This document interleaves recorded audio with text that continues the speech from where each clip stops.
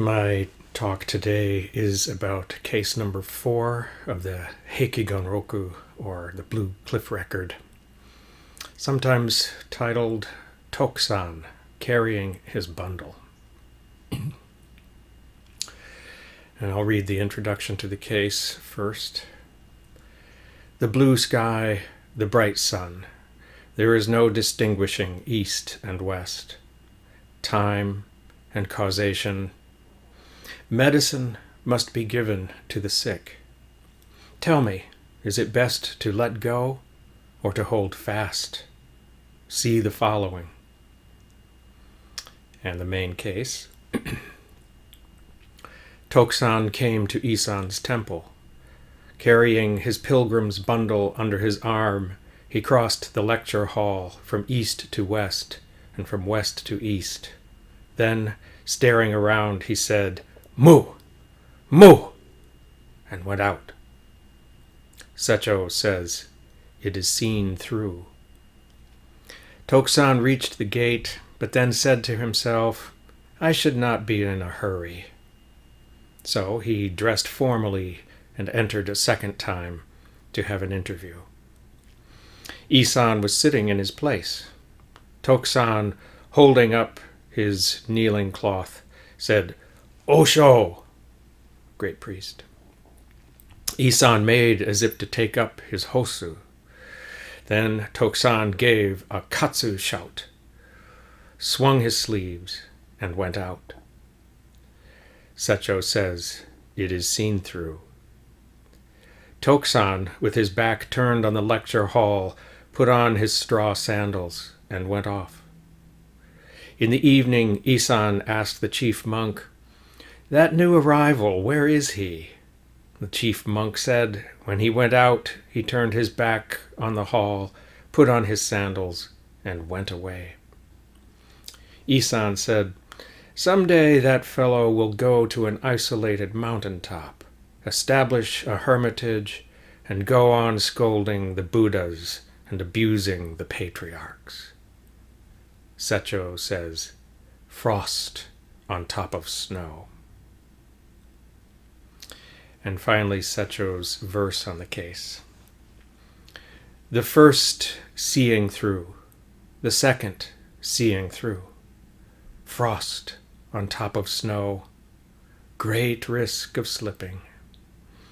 Like General Li Guang, he entered the enemy camp and narrowly escaped. He made a dash for it, but was not let go. Alas, he is seated among the weeds on the isolated mountaintop.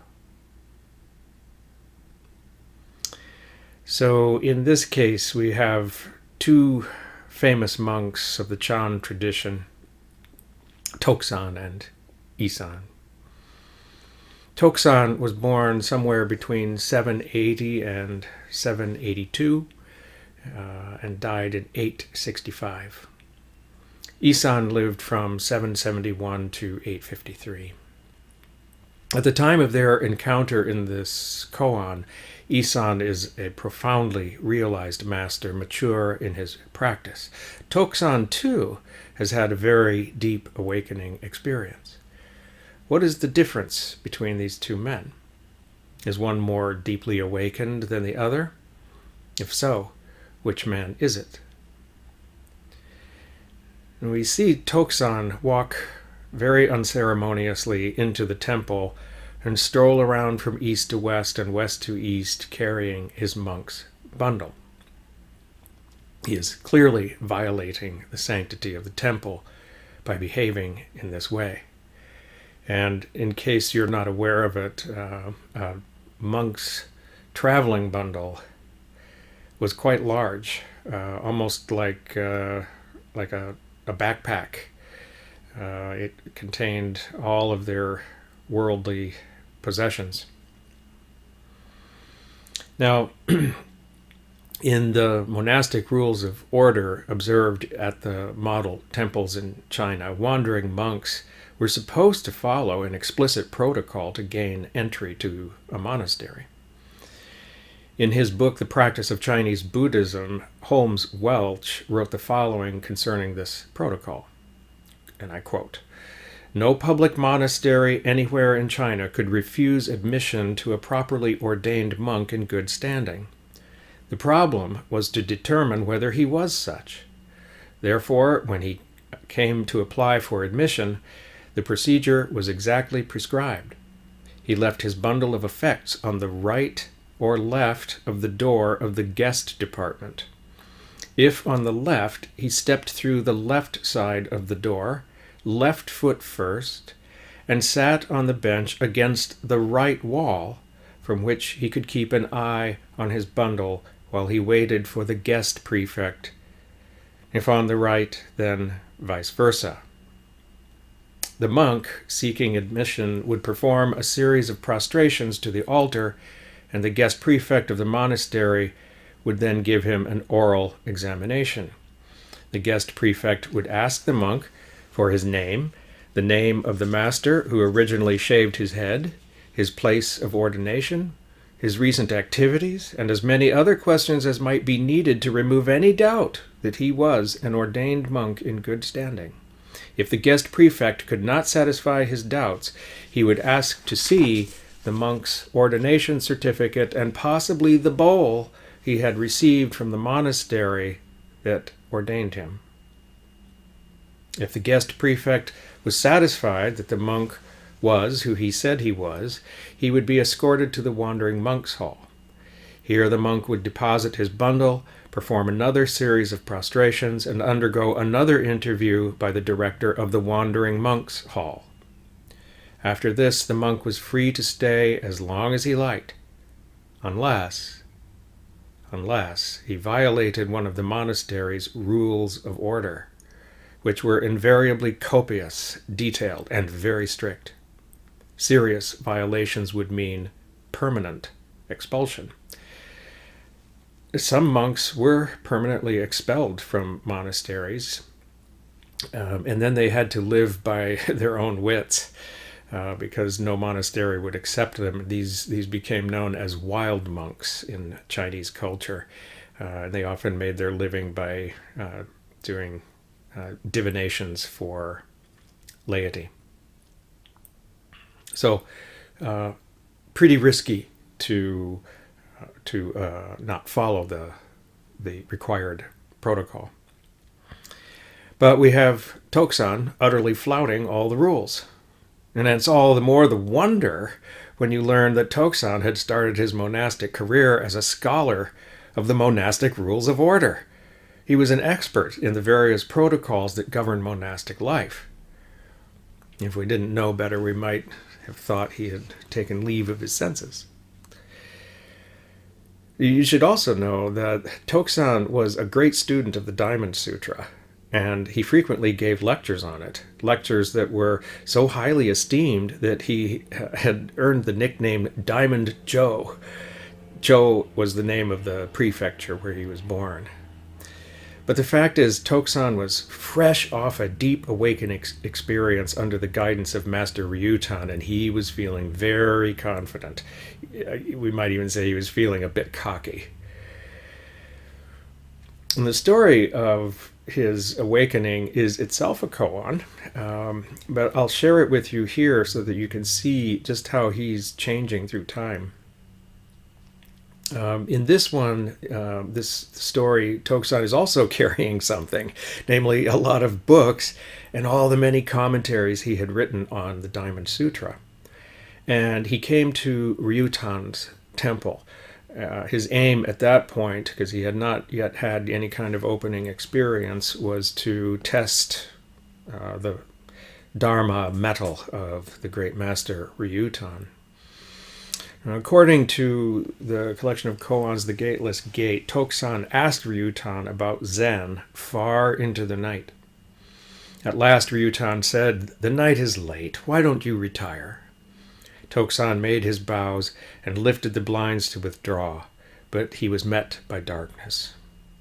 Turning back to Ryutan, he said, "It is dark outside." Ryutan lit a paper candle and handed it to him. Tokusan was about to take it when Ryutan blew it out. At this, all of a sudden, Tokusan had a deep experience and made bows. The following morning, Tokusan demonstrated his newfound understanding of the importance of direct personal realization. And he went to the temple steps and piled up all of his many commentaries on the Diamond Sutra. And he gave a little speech which went as follows.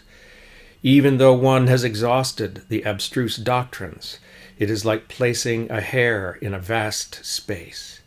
Even though one has learned all the secrets of the world, it is like a drop of water dripped on the ocean. And then he set fire to his commentaries, made bows, and departed. And that's when he comes to Isan's temple carrying his monk's bundle. But note, that bundle is considerably lighter now than it was before. And it's also interesting to note that there is yet another koan. Don't want to confuse you here, but these stories kind of bookend our present case. And this third koan takes place late in Tokusan's life, and he's also carrying something. In this case, he's carrying his monk's bowl. In that koan, one of his disciples, Seppo, sees Tokusan headed to the refectory with his bowl, and he says, "Where are you going with your bowl, old man? The bell has not sounded, and the meal drum has not yet been struck." At this, Tokusan simply turned around and went back to his room. Now, there's more to that koan than I'm going to read to you, but I just wanted to show you how Tokusan is changing through time. And in all three of these koans, we see Tokusan carrying something. But can you say what he's carrying in the third case? If you say it was his bowl, you miss the bowl's finish. And if you say nothing, like Tokusan did when he first met Isan, you will have nothing to eat from. You see, at this point, at that late point in Tokusan's life, he is so polished, he's so clear, he's so plain and simple, so ordinary, so utterly clean of any trace of enlightenment that you'd hardly even notice if he were sitting in the same room with you right now. But that's not where he's at in the present case. In this case, he walks from east to west and from west to east saying, "Nothing, nothing," or "Mu, mu." This is M-U, M-U, okay? Nothing means nothing, or no, okay? So nothing, nothing. Secho, the monk who compiled all the cases of the Blue Cliff record, comments on this behavior, saying, "It is seen through." Other translations render Secho's comment as completely exposed. Who or what is exposed? What is seen and by whom? Or seen through and by whom? These are very tricky questions because they could be applicable to both Tokusan and Isan. But let's say it is Tokusan that is the subject of this seeing through. Is he seeing through Isan's Zen? Isan apparently just sat there without reacting when Tokusan is walking around carrying his bundle. Or is it Isan who has seen through Tokusan's Zen? After all, he does have more experience. Well, it has to be said that Tokusan is very clear. He's so clear that he's beyond feeling any need to introduce himself or to follow the protocol. He is a very commanding presence. Everything about him is just right there. Everything is completely obvious. Everything completely exposed. All the poses, all the masks, all his youthful and illusory self-concepts were burned out of him when Ryutan blew out that candle.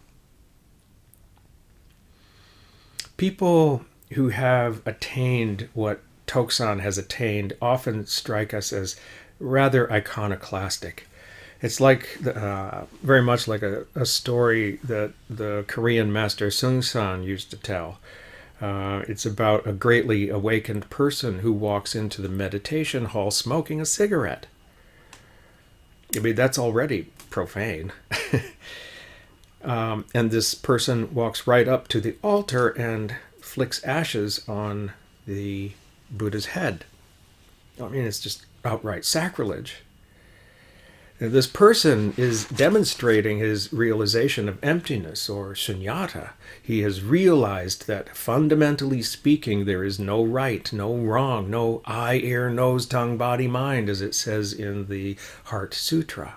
There is no sight, sound, smell, taste, touch, or phenomena. There is no sacred. There is no profane. And yet, what he's doing by dropping ashes on the Buddha, what Tokusan is doing by strolling around the lecture hall with his bundle, is wrong.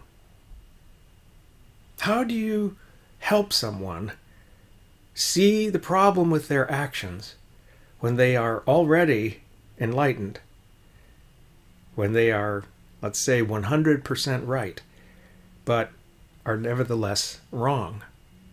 How can you be both 100% right and wrong at the same time?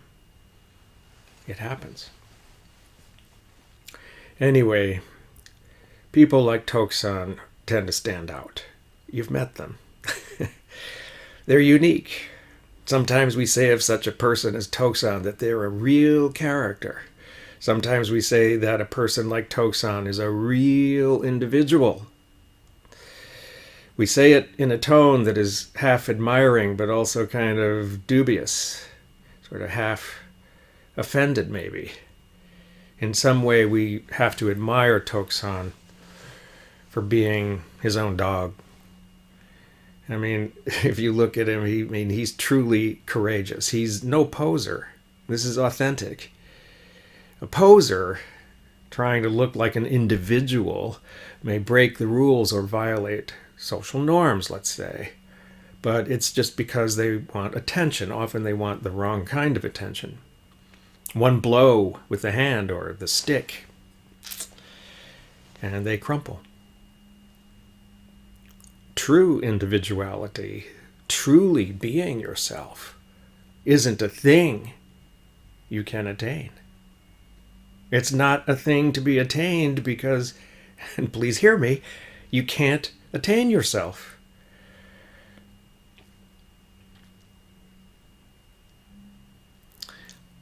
Sometimes someone might say to you, hey, you just do you. It's a kind of reassurance meant to validate what are perceived to be our needs, I guess I would say, whatever they might be. And when we hear that, we feel sort of reassured. We feel reassured that we can just relax and just be ourselves. We might think, how nice, now I get to just be me. As if there were ever a time when you weren't you. We might think to ourselves, now I can do what I want. I'm going to just do me. As if there were ever a time when you did something that you didn't want to do. The other day, I thought, I have to mow the lawn, but I don't want to. And I said it out loud. I don't want to do it. I don't want to mow the lawn. But the grass was pretty tall, and if it didn't get mowed, then when I did mow it, there'd be like clots of grass everywhere on the lawn, looking nasty and everything. So a few minutes later, I found myself in the garage, looking at the mower.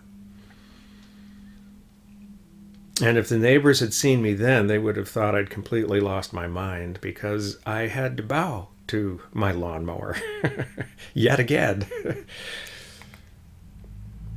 And you know why? It was because I was going to be able to do exactly, precisely what I wanted to do. And that was mow the lawn. Some part of me really wanted to mow the lawn. That want overwhelmed the other one to not mow the lawn. I was doing precisely what I wanted to do.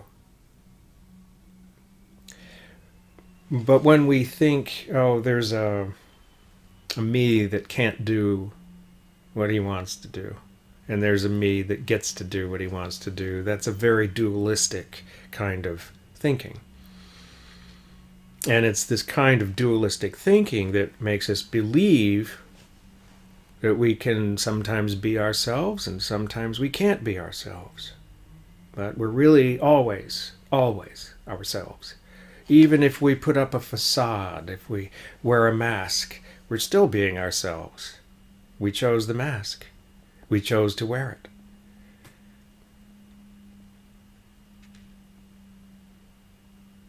Even when we try our best to hide who we are, it's still very obvious for people who are really looking. And sometimes when we feel like we've been given license to just be ourselves, we almost immediately engage in behaviors that tend to obscure rather than clarify who we really are at base. When I have the feeling that I get to do me, I get to be just Gendo, well then it's suddenly time to buy something on Amazon. Or it's time for cookies and milk. Or it's time for Taco Bell. Or my personal favorite is time to make popcorn and binge watch Netflix. Now there's nothing inherently wrong with doing any of these things. But these things don't really help us understand how to just be who we are. Why is that so hard? When we link our sense of what it means to be ourselves to indulgence in our preferences and our tastes and our desires, it's hard to see just how weighty all that stuff is. All that stuff is what we have decided we need to carry around. We all carry a bundle of things that we assume comprise selfhood. Again, you're not a bad person if you find yourself at Taco Bell at 10 p.m. on a Tuesday night. I'm just saying that most of our me-time indulgences do not put us in the same class as Tokusan, who is a real individual, who is really being himself. You can't arrive at a state of truly being yourself by choosing home decor or clothing or the kind of music you want to listen to. In reality, you don't need anything special to be yourself. You're already expressing it every moment of the day and night. Even if you think you're being controlled by the media or the man or your spouse or AI or aliens, you're never anything but who you are. So when we look at Tokusan, he's seeing through everything. There's no clutter in his view. For him, everything is empty. Shunyata, emptiness. Everything is without a substantive, enduring self-essence. And Isan is just sitting there, not reacting. So Tokusan leaves. After all, what else can he do? But, as we know, Tokusan reaches the gate on his way out and then suddenly changes his mind, saying to himself, I shouldn't be in such a hurry. Or in another translation, it's, I shouldn't be so coarse. I should be so rude. And I think this is a very revealing moment in this case, because it clearly shows that Tokusan knows he could be missing something. He's already 100% right in what he sees, but somehow his spiritual vision is incomplete. So he dresses appropriately, holds his zagu, his bowing mat, over Gasho hands, and salutes Isan formally, saying, Osho, meaning great priest, teacher, a term of respect. And at this, Isan reaches for his hosu, or fly whisk. So if you haven't seen a hosu before, I'll show you mine. It's a stick with horsehair attached to the end of it. So this is a Zen symbol originating many, many centuries ago, symbol of the teacher's authority. So Isan, in response to this Osho, reaches for his hosu. But not missing a beat, Tokusan shouts, shakes out his sleeves, and leaves, this time for good. Now, you also may not know it if you're not familiar with the Zen tradition up close and personal, but the sleeves on a priest's robe are very long. So this is my hand, and the sleeve all the way down to here. So when you shake it, there's a lot to shake there. It can be quite a dramatic sort of flourish.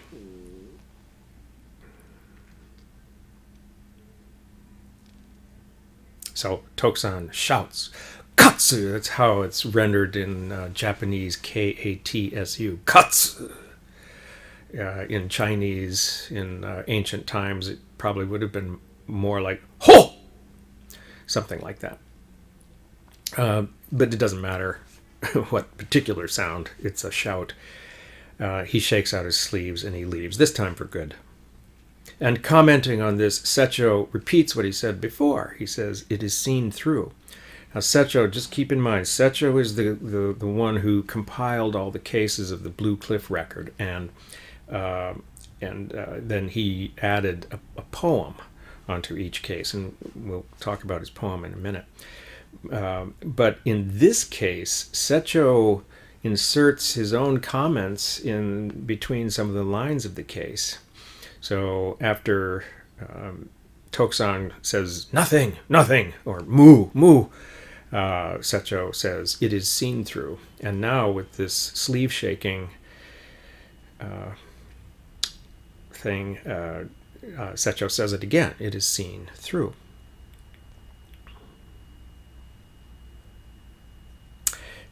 But cases in the Blue Cliff record are extremely subtle.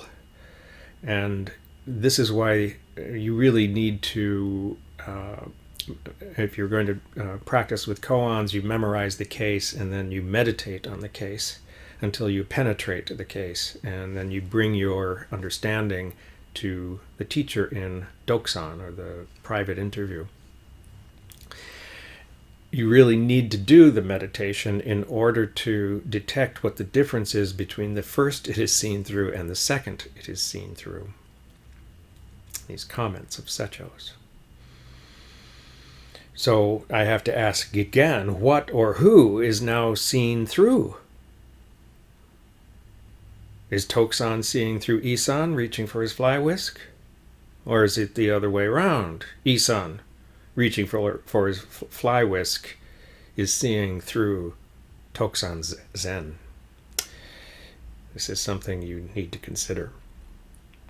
And this reaching for the fly whisk is a very simple act on the surface, but it is also a truly, truly outstanding moment by a truly outstanding master. So Tokusan leaves. And here is where I want to ask you, what is he carrying now? He had his bundle. What is he carrying now? If you really understand who Tokusan is, you will see he's got more to carry now than his bundle. So he leaves, and later that evening, Isan asks the chief monk, "The new arrival, where is he?" And the chief monk says, "When he went out, he turned his back on the lecture hall, put on his sandals, and went away." A very ordinary answer. And Isan replies, "Someday that fellow will go to an isolated mountaintop, establish a hermitage, and go on scolding the Buddhas and abusing the patriarchs." What does Isan mean by this? Why is he saying it to the chief monk? Is it a prophecy? Is it a prediction of what will happen to Tokusan down the road? And I ask, what does it mean to live on an isolated mountaintop? Now, Secho makes a third interlinear comment here. This time it's not the same as before. The words are different. It's frost on top of snow. The phrase frost on top of snow comes up many times in Zen literature. It usually implies that something is redundant or unnecessary, like something is very obvious and someone remarks on it, says what the obvious thing is, like you don't need to talk because that's not adding anything to what's already perfectly apparent. But frost on top of snow can also imply that a particularly severe teaching has been given. Here we're thinking of snow as being severe, it's very cold. Frost on top of snow, colder yet in a sense. So if it is that which Secho means in this case, then who is giving this severe teaching? Is it Tokusan, who has taught Isan a severe lesson by shouting and shaking out his sleeves? After all, Isan has seemed rather passive throughout this whole little drama. Or is it Isan who has somehow taught Tokusan a most severe lesson by simply reaching for his fly whisk? To penetrate into this, to understand what this all means, we really have to examine Secho's poem on the case, part of which is as follows. Like General Li Guang, he entered the enemy camp and narrowly escaped. He made a dash for it, but was not let go. This part of Secho's poem likens Tokusan to General Li Guang, and you have to know who Li Guang is. Li Guang was a general of the Han Dynasty who led many successful campaigns against the Xiongnu people, aka the Huns, what we used to call the Huns. Master Engo explains that, and I'm quoting here, at one time Li Guang penetrated deep into enemy territory where he was captured alive by the king of the Huns. Guang was tied prone between two horses, but stealthily observed that there was a Hun near him riding a good mount. Guang suddenly sprang up, leaped on the horse, throwing down the Hun rider and seizing his bow and arrows. Whipping the horse, he galloped off toward the south, drawing the bow and shooting back at the riders pursuing him. So Secho is suggesting that Tokusan is like this General Li Guang. He is incredibly courageous and skillful. He penetrated into Isan's camp and then escaped with his life. That is, he escaped without getting a blow of the stick. But the poem also says that he was not let go. Well, what does it mean that Tokusan was not let go? Didn't he put on his straw sandals and depart? Yes. But let me ask you, has anyone ever taken you prisoner? Has anyone ever tied you prone between two horses? And have you ever escaped an enemy camp and yet not been let go? Let this reverberate in you.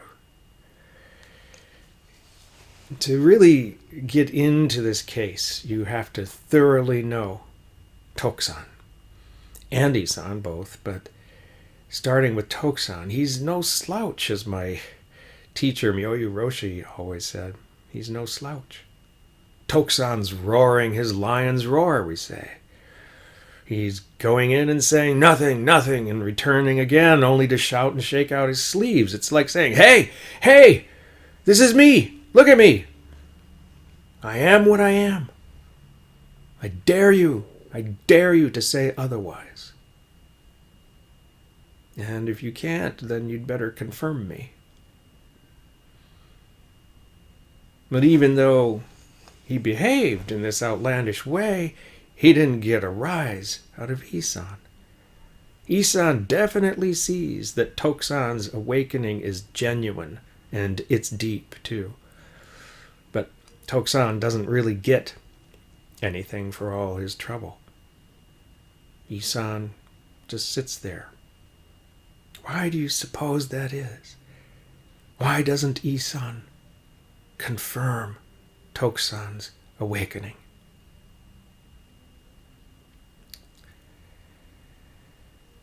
It's a tough pill to swallow, but medicine must be given to the sick. You see, there'd be no point in Isan saying anything positive. There'd be no point. A person like Tokusan, a person who has truly awakened, is extremely confident. They have no doubts. They live in Pleasantville, if you've seen this movie from the 1990s. It's just picture perfect. And just like the denizens of this movie, Pleasantville, they're quite satisfied with things just as they are. But things in Pleasantville aren't quite perfect, are they? They're perfect, but they're not complete. No one realizes it at first in the movie Pleasantville, but eventually the people of Pleasantville start emerging from their black and white fantasy of perfection, and they begin really living in the real world, facing real, colorful problems. Now, Secho didn't see the movie Pleasantville, obviously, but he duly points out the same ironic limitation that Tokusan is living with. He points it out in his verse when he writes, "Alas, he is seated among the weeds." He, Tokusan, is seated among the weeds on the isolated mountaintop. You see, whether it's Pleasantville or mountaintop, the point is that you're isolated. It's not that your vision is wrong, it's that your vision is limited. You're 100% right. You're just not complete. You're not done. What Isan wants, then, is for Tokusan to go beyond the place where he is now. Again, I can cite that movie Pleasantville. It's like if you try to leave Pleasantville, all of the roads lead you right back into Pleasantville. It's a solipsism. So what Isan wants is for Tokusan to go beyond his current state. It's all well and good that Tokusan has had this incredible insight into the nature of emptiness. But if he just clings to that side of reality, he'll be alone. Stuck in a feedback loop,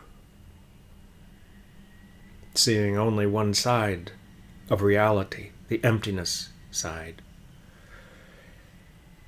And this is why, in his commentary on this case, the great Master Engo says Tokusan is a board-carrying fellow.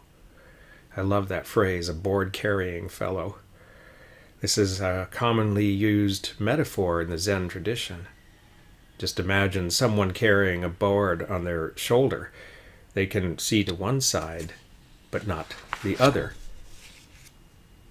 They're blind on one side.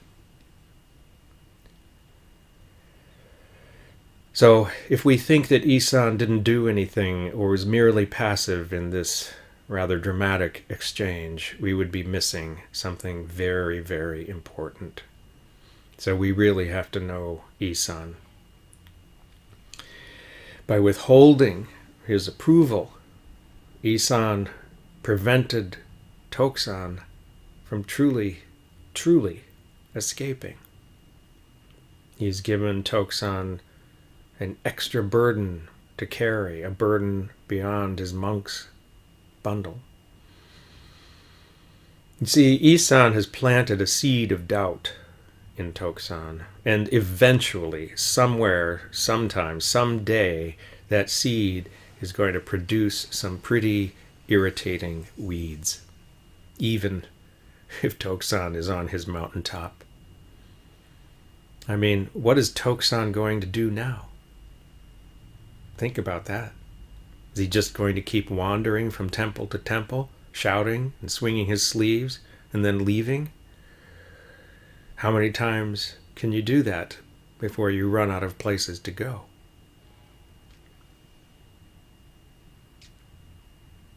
At some point, he's going to have to be a joiner.